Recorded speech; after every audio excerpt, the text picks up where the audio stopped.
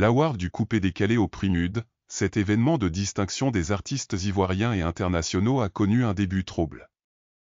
Rappelons ici que le Mollard, le boss du coupé-décalé responsable du prix Mude, a été traduit en justice par Linda Lindsay, une dame très présente dans l'événementiel et très connue dans le showbiz de la diaspora ivoirienne en France pour usurpation de concept.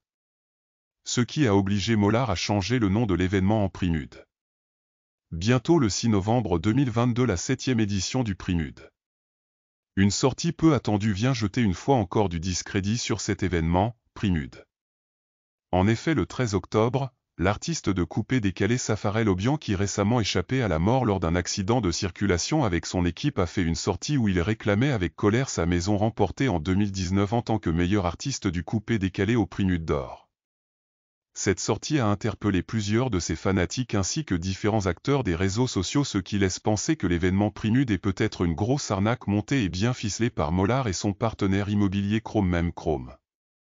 Plusieurs blogueurs légendaires tels que le grand Bob Lee, Yaka Yaka de Paris et même le général Camille Makosso alias le révérend Ponzi et bien d'autres se sont érigés en défenseurs de l'artiste Safarel Obian. D'ailleurs, l'activiste légendaire Bob Lee a promis de faire de lourdes révélations tant que Safarel Obian ne rentre pas en possession de sa maison.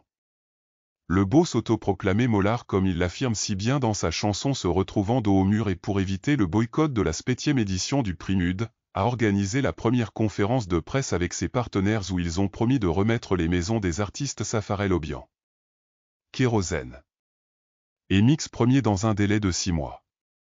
Du dilatoire pour faire passer la 7e édition du prix Mude ou véritable engagement?